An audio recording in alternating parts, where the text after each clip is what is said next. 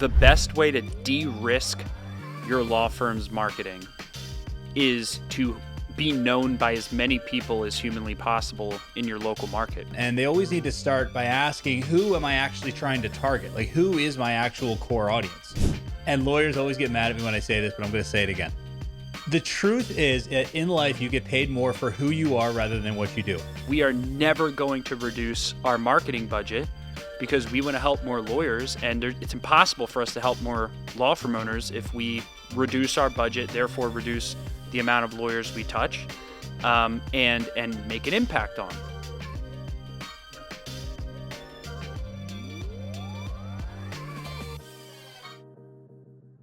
All right, welcome to another episode of the Law Firm Growth Acceleration Podcast. Andy's going to kick this one off because he's clearly proved that he's better at framing introductions than I am, so I'll shut up. So this kind of ties to one of the chapters of the book Law Firm Growth Accelerator, and it's the concept of demand marketing versus awareness marketing, right? And demand marketing is basically like, I look at it as reactive marketing. But what if you could do proactive marketing? Because proactive marketing actually has its advantages. I was listening to somebody talk the other day, and they were saying there's two ways to get customers. There's you go find them individually, or you make sure that they find you. And the easiest way to do that is to just be famous, right? And that sounds like taking a complicated concept and making it simple, but it's actually a lot easier. So, for example, you and I wouldn't say that we're famous, but I would say that there's a lot of lawyers there's a lot of people in a particular area, meaning the legal industry, who know who we are, right? So just the fact that we have that recognition, and just the fact that we have that name recognition, that branding, people know your face, people know my face, people see my videos, people see your videos, maybe people listen to this podcast. Just by doing that, it allows us to reach a lot of people who already know, like, and trust us, or don't, right? But at least somebody has an opinion about us. And they already have an opinion about us, so that when they are ready to make a hiring decision, they know kind of, do they want to go to us or not, rather than not even knowing that we exist. And I feel like a lot of law firm owners don't think about the future. They think about, like, I need the client now. I need the client now. I need the client now. But that's cool, and you do need clients now, but you should be basically planning for right now, but really planning for the future. And that's what I think a lot of people miss with the value of social media, with the value of being able to use something like this, a cell phone, and get in front of millions of people in a given market for free. And there's a lot of value to that. So I think we should talk about that today. I think we should talk about how we've done it and how lawyers can do it, and how our strategy really might not be that different from what lawyers can do. Even on the surface, it seems like it is. I think first things first is understanding that the best way to de-risk your law firm's marketing is to be known by as many people as humanly possible in your local market. Because think about it, right now, there's a lot of change happening in local SEO, PPC, that could be really threatening to law firms generating leads from Google. For example, you and I have talked a lot about the new AI search results that pop up when you go on Google and you type in, some probate question. You're probably going to get an AI answer. How right? to calculate child support. Yeah, that how to calculate the value of a car accident case. You're going to get AI answers in some of these cases that are going to be above local services ads, above the traditional search ads. That's a risk. Another risk is, which a lot of people are not talking about, is ChatGPT Operator, which is basically brand new. It was just rolled out just a few weeks ago. And ChatGPT Operator, there's a local services button on it where you can literally just say, find me the best attorney in X market for this specific situation, and book an appointment with that law firm and put it on my calendar for between this time and this time on this day. And it's literally, ChatGPT Operator is going to be another risk of how do you get leads from Google, right? And there's going to be more and more risk with the advent, I think, of AI picking up steam. But the one risk that is never really going to, I guess it's not a risk then. The one thing that's never going to be a risk is having everyone in your local market know your name, right?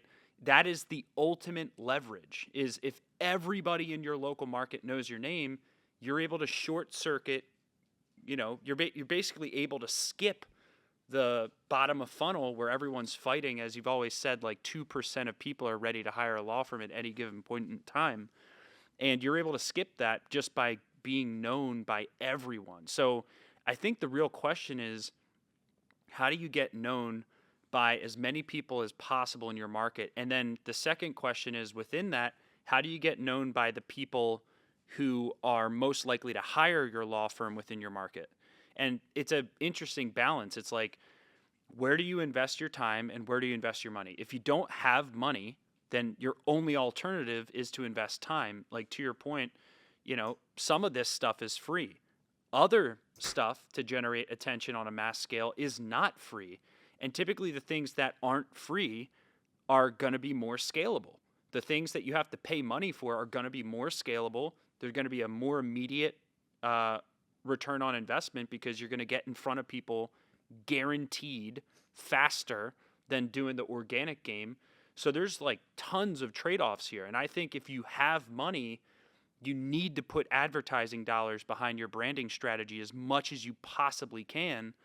If you don't have the money, obviously you can't afford that. So you're going to have to do sweat equity. So I think what maybe we should break it down is, if you have money, what do you do? And if you don't have money, what do you do?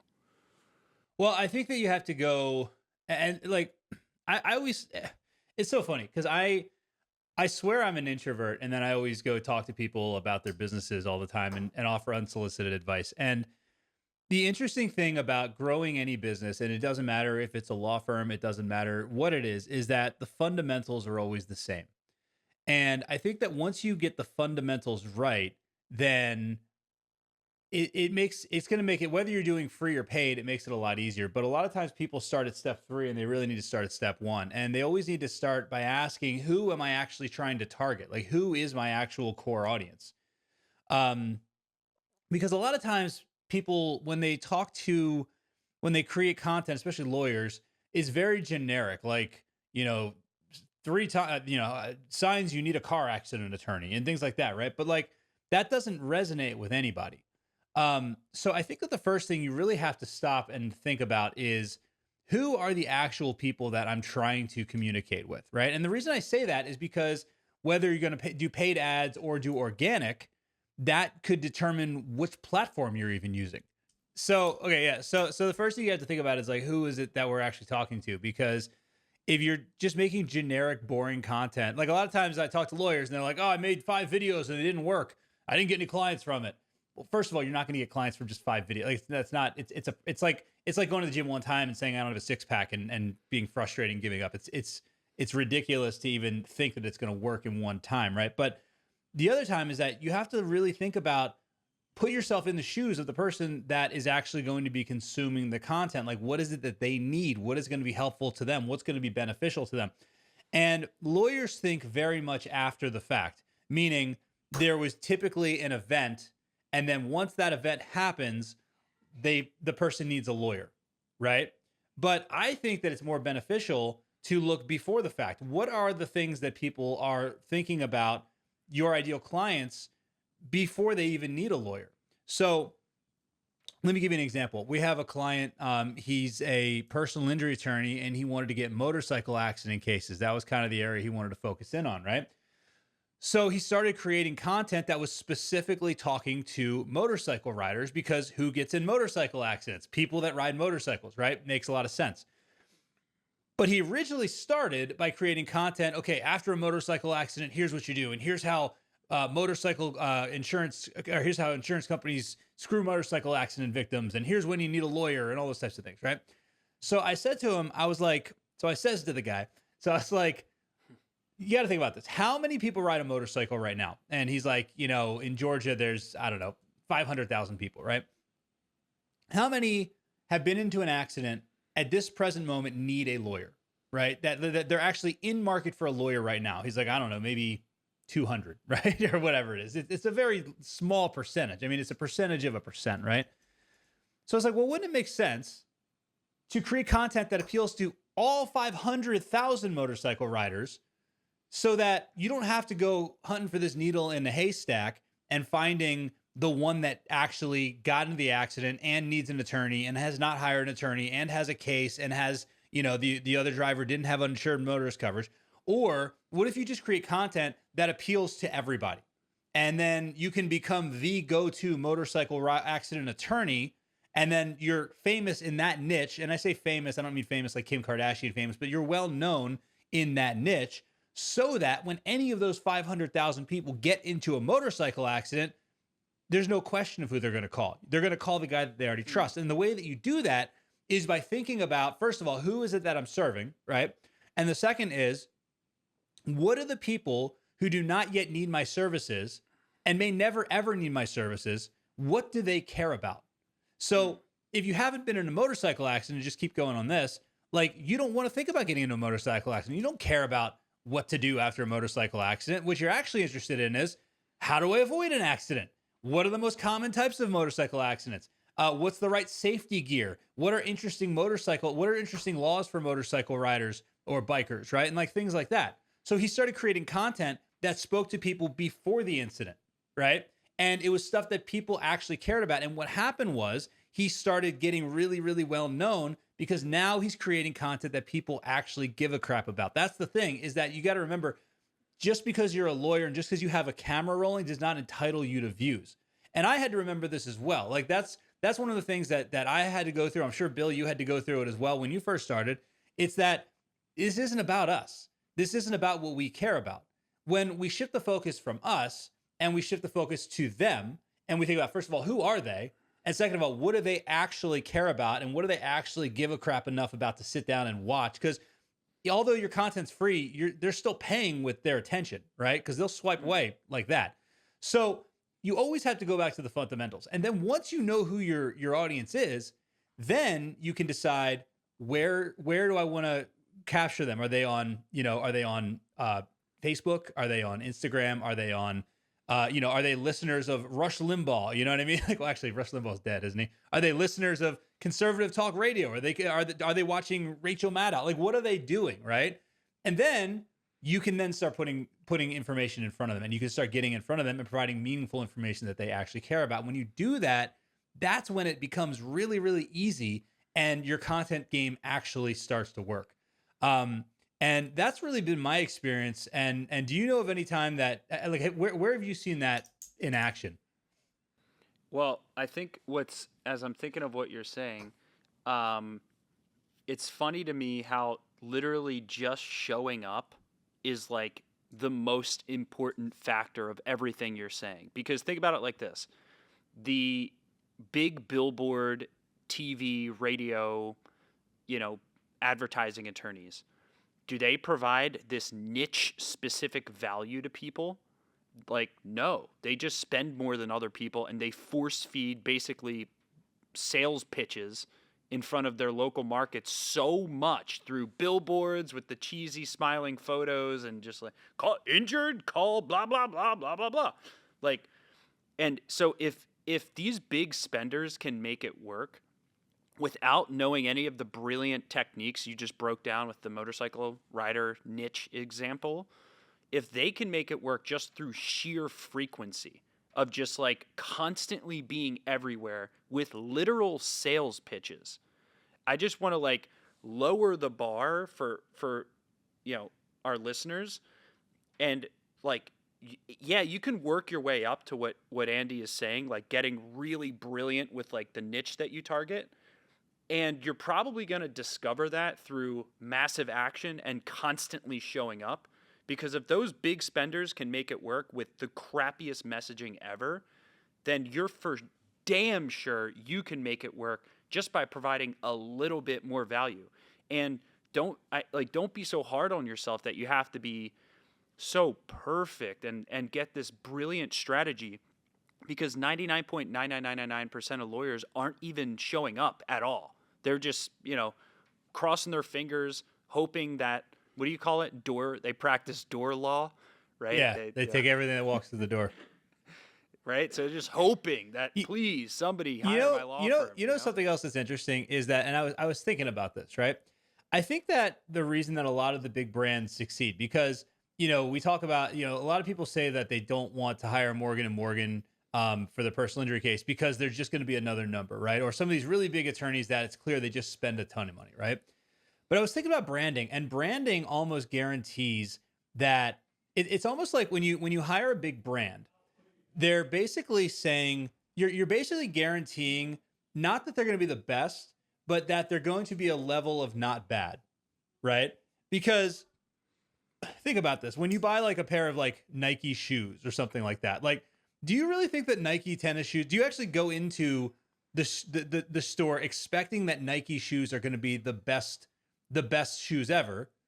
But I do expect that they're not going to fall apart after a week, right? It's like McDonald's. I think that the reason McDonald's is probably one of the most successful restaurants in the world is not because they have the best food and it's not the best quality, price per pound or whatever. It's because there's a certain threshold that it's at least not going to suck that bad, right? So like if I'm in a place where, if I'm at like the airport, for example, and I'm running late, and I mean I very rarely ever eat McDonald's, but if it's between McDonald's and some other shady place, like another shady burger place, and I know I've got a 5-hour flight coming up, I don't really want to take my chances with the other burger place because I know McDonald's, there's a pretty good chance I'm not going to end up in the bathroom 25 minutes into the flight for the rest of the flight. You know what I mean? Here's a point on this, right? So I just went on vacation to the U.S. Virgin Islands, and it was a very crazy story, as you know. We were supposed to go to Costa Rica. I showed up to the airport. I flew from Philadelphia to Costa Rica. For some reason, American Airlines didn't catch that my passport was expired. And so I get to Costa Rica, and literally when I get to customs, I get like escorted by police officers out of Costa Rica. I wasn't allowed in the country because my passport's expired. And basically, we had a whole trip planned at Costa Rica, and in less than 30 minutes, like as soon as we got on our flight back to the U.S., we flew to Miami, and we needed to plan a new trip like within like an hour. It was a like pretty short flight, and because I refused to cancel the trip and then go through the passport process, so. How did I pick the hotel that we were going to stay at when we decided we were going to go to U.S. Virgin Islands? Did I like do thorough research on what the best possible niche hotel was? No. I just looked up like is there a Ritz-Carlton or a Four Seasons on the U.S. Virgin Islands, right?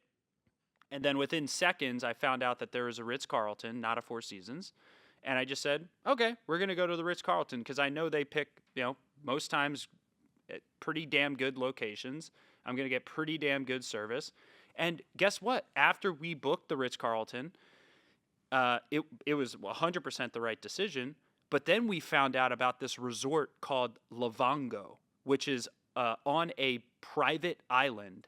And it clearly was a better resort than the Ritz-Carlton, right? And we found that out after I got there, right? So my point in sharing this is I had an amazing vacation. Nothing went wrong. It was everything I could have wanted in a vacation, especially considering the circumstances of us having to switch everything, right? And there still was a better resort.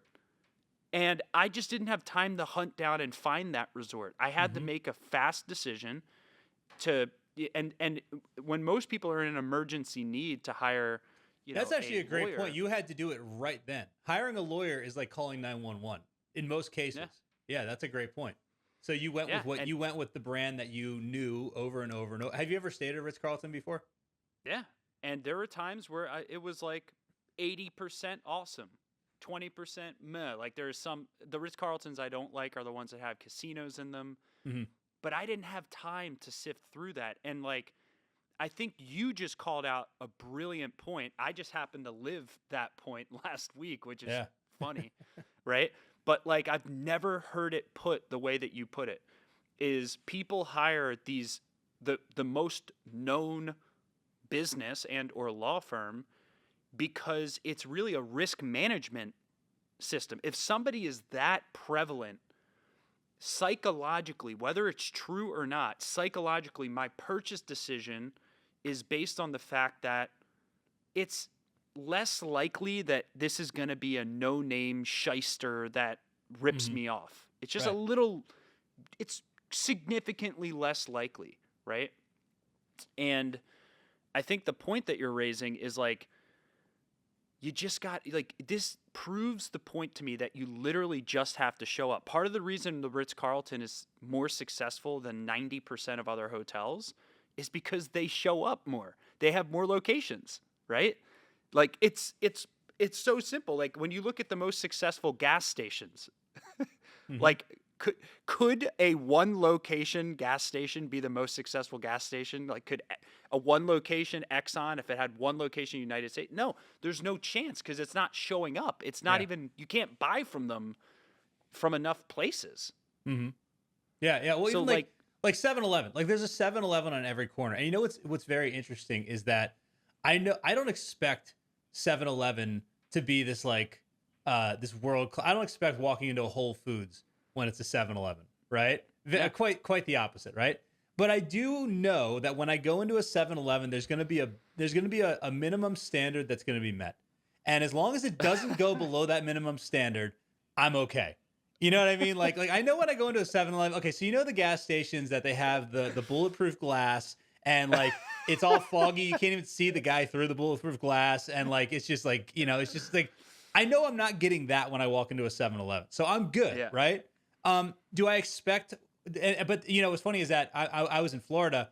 I had never experienced Wawa before. So 7-Eleven was like so Wawa comes down. Wawa's like the Ritz-Carlton of freaking gas stations, right? So that's where I'm going to Yeah. go if I have a choice, right? Yep. They've got Yep. like, you know, there's sliced and fresh meat back there. I mean, they Yeah. got, you know, Yeah. but it doesn't have to be, you know, so that's my preference. But, you know, it's a difference in if there's a 7-Eleven and then like there was, oh my God, what was it called? It was like, there was a gas station right next to the 7-Eleven. And I always told Chelsea, I'm like, I don't understand how they exist with 7-Eleven next to them, because it was like magic carpet. I think it was called Magic Carpet Magic Carpet Gas or something like that. And the logo was like a genie in the bottle. And it was like the shadiest gas station I've ever. And I'm like, there's no way I'm going to there. You know what I mean? Like, because 7-Eleven, I at least know there's a minimum threshold of what I'm going to get when I go to 7-Eleven, right?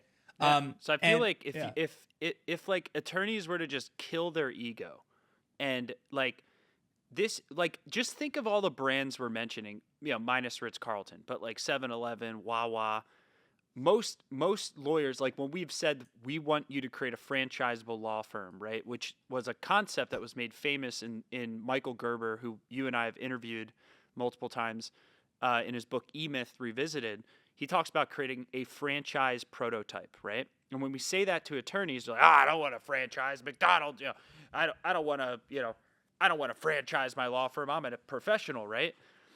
But like, if that's ego to me, that's like, the market doesn't care about you, the fact that you're the best kept secret, you know, in your local market, because you're so talented that you don't want to put out the wrong information in your market, right? I would rather attorneys veer on the side of, hey, I'm really talented at what I do, and therefore I'm just going to show up as much as I possibly can. Then I'm going to sift through the attention that I get from that, sift through the leads that I get from that, and find the right fit cases. But it seems like most attorneys take it the reverse, where it's like, because I'm such an expert, I can't put myself out there, Yeah. because it's going to bring me unqualified leads, and then I won't be esteemed professional anymore. The funny part is, and I say this to lawyers all the time, and lawyers always get mad at me when I say this, but I'm going to say it again. The truth is, in life, you get paid more for who you are rather than what you do. And if you don't believe me, think about this. Imagine Kim Kardashian finally graduates law school, finally passes the bar exam, and she opens an office right next door to yours in the exact same practice area as you, right? Who do you think is going to get more clients? You know, the expert attorney or Kim Kardashian, right? And not only that, who do you think is going to charge more? and who is going to be it's just who's going to be overall more successful, right? And then the other question is, who's the better attorney? It's not Kim Kardashian in the better attorney category, but all the other ones, I guarantee you she's going to get more cases. She's going to, she's going to make more money just because of the fact that you get paid more for who you are rather than what you do.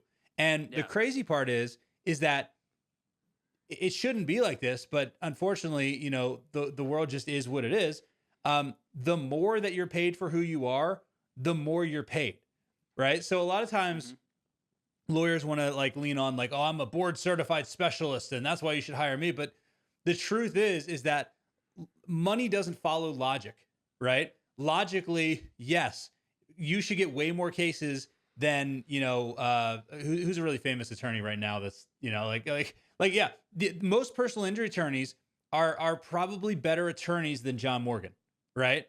But when you look at Google search results, Morgan & Morgan is searched more times than car accident lawyer, right? Like, so there's a correlation with how well known you are and how successful you are and how much you get paid. And there's two ways to look at that information. One is you can be mad about it, but that's like being mad at gravity. You're not going to change it, right? The second thing is you can say, okay, well, how do I get more well known so that I can get paid more? And honestly, the holy grail is be an amazing attorney and well known. And when you hit those two things, you're unstoppable. But being an amazing attorney just isn't enough. And I hate to say it, it's just not. Being an amazing marketer is not enough. Like you've got to be well known, like if we're the best SEO people ever, but we don't make ourselves well known, our business is forever going to be handicapped.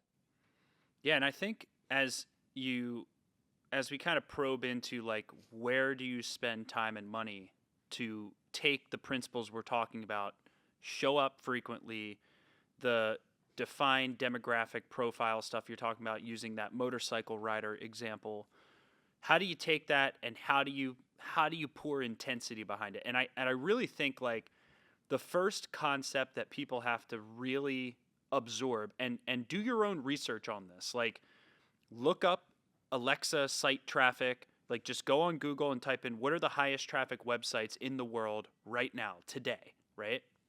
And look up the highest traffic websites. And then look up the highest traffic apps in the world. All this stuff is publicly available. So look up the apps that get the most attention, look up the websites that get the most attention, right? And then think about offline opportunities, right? Because there's only really two places you can get attention, is online or offline. I mean, that's what the world has really come to. And offline, there's a huge barrier to entry, right? When I interviewed Morris Bart, he basically laughed at, the concept of an attorney only spending $2 million a year on, a TV push. It would be basically a waste of money if you only spent $2 million a year on a TV push, right? So there's significant barriers to entry on offline marketing just because that's where the biggest budget spenders go, right? So if you kind of look at the highest traffic websites, highest traffic apps, compare it to your offline opportunities, most smart attorneys will come to the conclusion that my top opportunity is to get attention online. That's my top opportunity because the barrier to entry is lower. I can get started. I can be more targeted. I can do a smaller geographic radius. I can customize my messaging more. I can get more surgical, right? So then it's like, all right, once you're sold on online, then it's what app or what websites are you going to dominate, right? And Google is really hard to dominate. There's also a barrier of entry to Google for most practice areas. Really, PI, the biggest barrier to entry because it's just way more expensive. The non-PI practice areas, there's a lower barrier to entry, and therefore success on Google is much more likely at lower budgets. But then that really leaves you, if you want to get mass attention for people who aren't in need of your law firm, that really leaves you with the social media platforms. And then it's like Facebook, YouTube, TikTok. That's pretty much it, right? Maybe Instagram as a extension of something that Facebook owns. Now you basically whittled down, where do I spend my time and money online? It's like Facebook, Instagram, YouTube, TikTok. Then it's like, okay, how do I get known on these platforms? Short form video. Okay, so now we've condensed. Oh, I'm super complex. Where do I get started? And it's like you just need to make short form videos and you need to distribute them on these platforms. Then there's long form videos, which really is just YouTube as the primary platform for that. So now basically your success is going to come down to whether you can make short and long form videos and distribute them on these platforms. Yeah, not only that, I think that I talk to lawyers about. I share this statistic all the time because it's so. The truth is that it's not hard. It's not hard to beat everybody else because human nature will work against everybody. And I have this thing I call the rule of 21, and this is basically the way that I live my life, and I like it because it actually gives you a tangible goal to aim for. That's gonna not guarantee you're successful, but let me explain it to you. And I know you've heard this before, but people listening might not have heard it. So there's a statistic when it comes to creating podcasts where 90% of people who say that they're going to create a podcast never even get to episode 3. Right now, I think that this is more than just podcasts. I would argue this is blog posts. I would argue this is YouTube videos. This is short form, long form. It's really human nature. Any people who say they're going to do something, 90% of them are never going to get to the third iteration of the thing, right? So let's say you have a Pause on room of, that. yeah. So BC, what episode is this? Just so that we can tie in this specific 15. All right, so tie that into what you're about to say. This is 15th episode of this podcast. Okay, yeah. So like this is the 15th episode of this podcast, right? So we're already ahead of I don't know how many. I mean, most people that say they're going to start a podcast. In fact, there's actually a really interesting statistic on the Apple Podcast Store. There's 2 million podcasts. 500,000 of them have one episode, and that's it, right? So 25% never even make it past episode 1, right? So 90% of people will never make it to episode 3. So let's say you have a room of 100 lawyers, right? And 100 of your competitors say, I'm going to start filming YouTube videos and TikTok videos and short form videos. I'm going to start doing this, right? Get rid of 90 of them. 90 of them will never even make it to the third video, right? So now you've had 100 of your competitors, and now it's just down to 10 of them, right? Now here's the interesting thing. Of those 10 people, your 10 competitors, statistically, 90% of those will never make it to episode 21. Ooh. So what that means is that you start with 100 people. 90 of them will never get to episode 3. And then the other 9 will never get to episode 21. So I look at it as 21's my target. If I get to number 21, then I already know, even if those 21 episodes suck, I know that I'm ahead of 99% of everyone else out there because everybody quits, right? We're 6 episodes away. Yeah, we're 6 episodes away. But more importantly, how many YouTube videos do you have on your channel, Bill? Like probably over 1,000. Yeah. Yeah, and I have over 1,000 as well. And when you look at that, like, I don't think, and I'm not saying this to brag. I don't think there's another marketing company out there that is more recognizable as far as creating content and providing value and doing all that stuff than SMB Team. And it's not an accident. It's because we do it over and over and over and over again. And it's funny because I always see people like copying me. I'm sure you've had people copy you with your stuff. And it used to bother me, but now I'm just like, whatever. Just let them. It's like when I have my son used to have a temper tantrum when he was 3 years old. Like, just let him wear himself out. Just let him wear himself out. You know, he's so you have 1,800 videos. I have 1,200. So combined, we have 3,000 videos. That's crazy. But it started with 1 video, right, and then 2, and then 4. And my goal was just to get to number 21, because I know if I get to 21, I'm in the top 1%, regardless of how good those videos are. I'm in the top 1%. So then I do another 21. Now I'm in the top 1% of the top 1%. And then I do another 21. I'm in the top 1% of the top 1% of the top 1%. And you just keep going. You keep going. And then the interesting thing also is that I heard the statistic, and I don't know if this is true, but I think it feels true. 37 minutes is how much time someone needs to spend with you before they start to know, like, and trust you. And I don't mean spend with you in a room, but if you watch, let's say they need to consume 37 minutes of your content. So it could be 37 1-minute short form videos. It could be, 2 long form podcasts that are, 25 minutes each. Whatever it is, 37 minutes is where you need to get to. So you always have to ask yourself, do you have enough content that people are even going to be able to consume 37 minutes of your content? And you have to assume they're not going to consume 100% of everything you do. So you can't just have 37 minutes out there. Like you've got to have, 10,000 minutes out there, and maybe they'll consume 37. But once they do that, and once they start to know, like, and trust you, and once they start to feel like they know you, and that's really, really important. We do events, our client workshops have hundreds of lawyers at them. And every time I get up on stage, I always ask the same question. I'll get on stage and I'll say, who here, before you met me, before you came here, before we hung out and, had drinks together and everything, who here never met me, but you felt like you knew me your whole life? And you look around the whole room. You've seen me do this before. Everyone's hand goes up, I don't know if you've asked that question, but I'm sure it's the same for you. And the reason why is because you want people to feel like they know you before they hire you, or before they even need you, because we hire people that we like.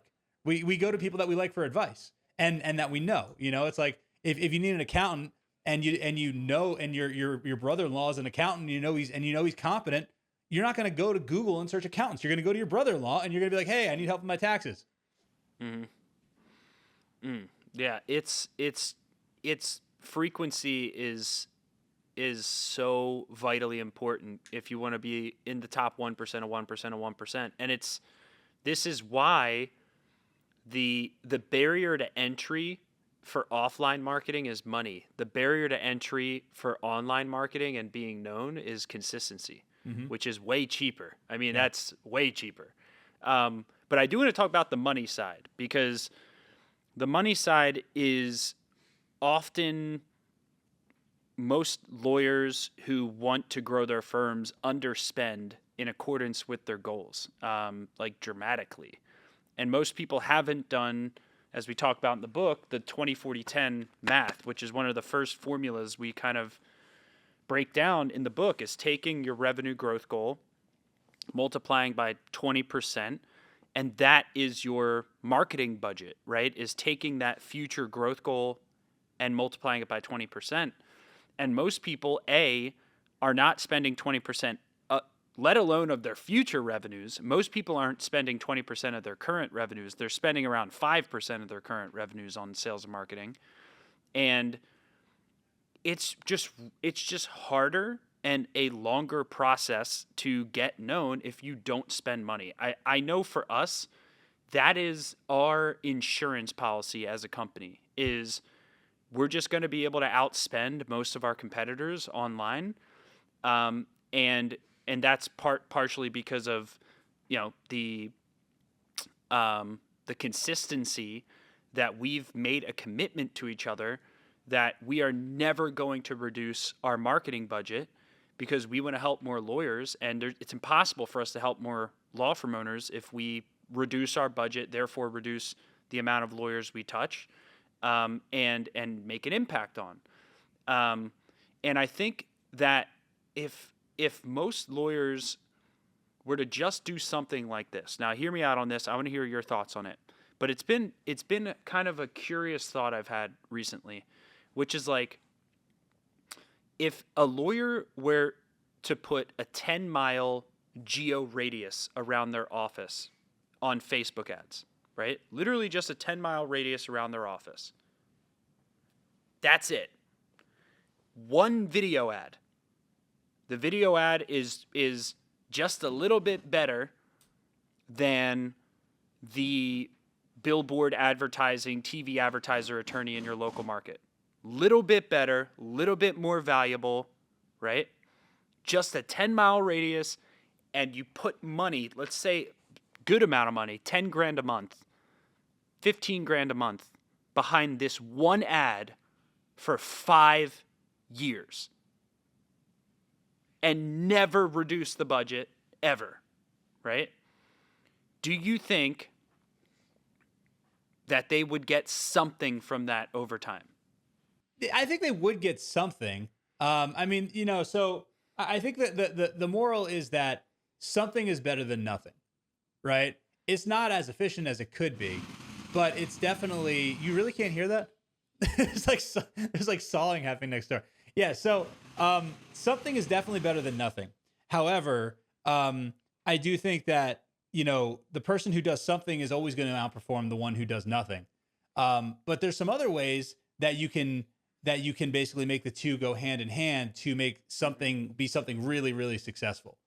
Hmm. It's actually funny you were talking about this because we were having a conversation yesterday, more of a philosophical conversation about, kind of like, are we gonna like what is it gonna take for us to hit our goals for SMB team for 2025, and what are the things that are going to prevent us from hitting our goals?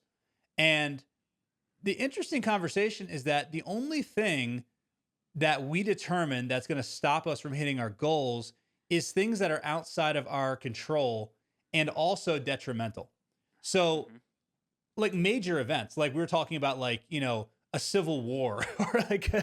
or political unrest, or the entire economy comes crashing down, right?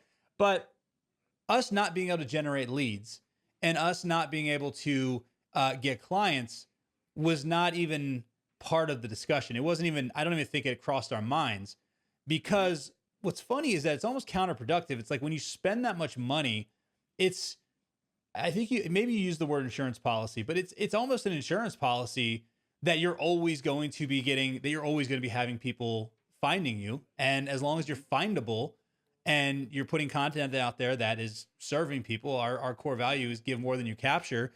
As long as those two things are there, you're always gonna have business. And it's Yeah. interesting because it's not it's not always the linear path that you expect it to be or that you want it to be. We have so many different websites and funnels and lead magnets and things like that, and it's very difficult to pinpoint the the path that somebody comes into our ecosystem. It's almost like a pinball machine. Like they go here, then they go here, then they go here, then they go here, but no one takes the same path. But the important thing is that there's lots of different paths that they could take, and everywhere they turn, there's somewhere else where they're finding something that we created that is helping them, right? Mm. And one of the best things that you can do, and this is why I think organic is so important, even if you want to do paid ads, and that's all you want to do, I still think organic is so important because there's this concept from the guy who founded Larry Kim. Founded WordStream. He talks about promote your unicorns, which is such a great idea and it's such a great point. So when you put out, say you put out 20 social media videos, 19 of them are probably not going to do great, but you might have that one that kind of takes off, right? Well, there's a clue there. If it's taking off organically, that's your unicorn. That's the one you want to promote, because Mm. now you've given yourself a better chance to actually have an ad that's going to perform very similar, because of the fact that if it performed organically, odds are it's going to perform well as an ad as well. So Mm. there's certain things you can do, like the whole promote your unicorns method, that will actually, even if you just want to do paid ads, it will allow you to make your paid ads get 10 times better and work exponentially, and make sure that every time you launch an ad, it's a winner, rather than, and look, we're guilty of this as well. We put out 10 ads knowing that 8 of them aren't going to work very well. Hmm. If we actually promoted our unicorns, which is easier said than done, we would get way better results. And really, that's something that we probably, now that I'm saying that, we need to implement that into our practice as well. Yep. Well, thank you everyone for listening today. This is a great thing to probe into for your law firm is how do you get more attention in 2025 and beyond? How do you just show up more than your competitors? It's not going to be perfect, but over time, if you're consistent enough, you're going to find your brand voice. You're going to land on some of the advanced topics that Andy's talking about speaking to different cohorts of your market. That's why we wanted to spend some time talking about it today. So thanks for tuning in, and we'll see you in the next episode. And remember, as Andy always begs for us to do, to flex in the mirror every single morning. All right, we'll see you next episode. If you found value in this podcast, here's one way I can help your firm right now. What if you could take all of our knowledge and experience helping law firms grow and use it to create a custom growth plan for your firm? I want to give you something special. I'm going to give you a free law firm 360-degree analysis. We usually charge $499 for this call, but you'll get it for free since you're committed to growth. Our team will walk you through the 4 steps of the law firm growth acceleration model and give you opportunities and fixes to grow your firm faster based on what we've learned across hundreds and hundreds of the fastest growing law firms in North America. Go to smbteam.com/360 to get your free analysis today.